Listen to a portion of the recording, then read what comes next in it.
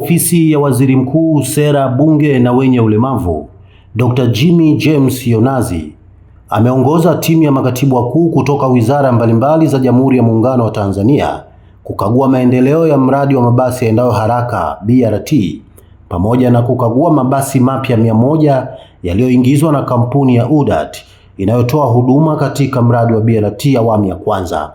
Akizungumza leo tarehe 27 mwezi wa pili mwaka 2026 katika ziara hiyo, Dr. Yonazi amesema kuwa lengo la serikali ni kuendelea kuwapatia wakazi wa jiji la Dar es Salaam usafiri bora wa haraka na salama ili kurahisisha maendeleo ya kiuchumi sambamba na kurahisisha maisha kwa ujumla. Na ni nia ya serikali kuhakikisha kwamba usafiri wa Dar es Salaam unakuwa bora, unakuwa wa haraka, lakini unakuwa wa raha kwa wananchi wa Dar es Salaam.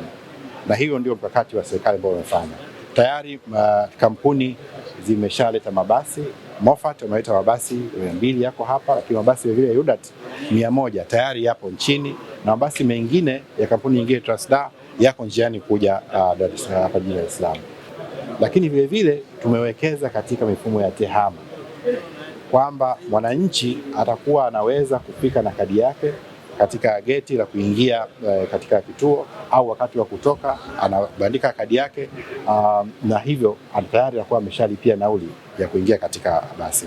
Uendeshaji wa usafiri katika miji mikubwa kama hii inawekewa utaratibu, na nimesema hapo awali kwamba serikali inashirikiana na sekta binafsi.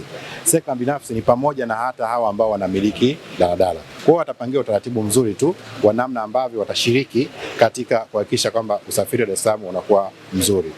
Tunajua serikali inafahamu kwamba hata kwa kuwa na daladala tayari tumeshatengeneza ajira. Kwa hiyo kinachotakiwa sasa hivi ni namna ambavyo daladala zitapangwa vizuri ili na zenyewe ziweze kushiriki katika kutoa huduma jijini Dar es Salaam.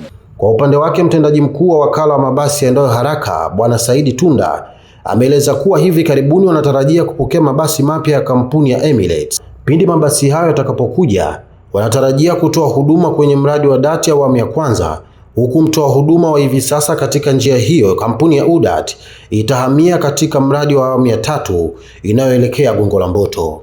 Lakini kikubwa sana ambacho niseme soft pedaling kwanza kwa Gongo la Mboto ni phase ya pili ambayo ni depo.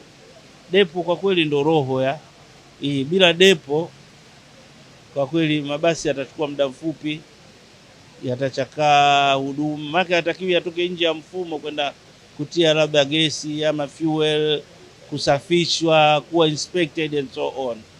Kwa hiyo depo hasa ndio ambayo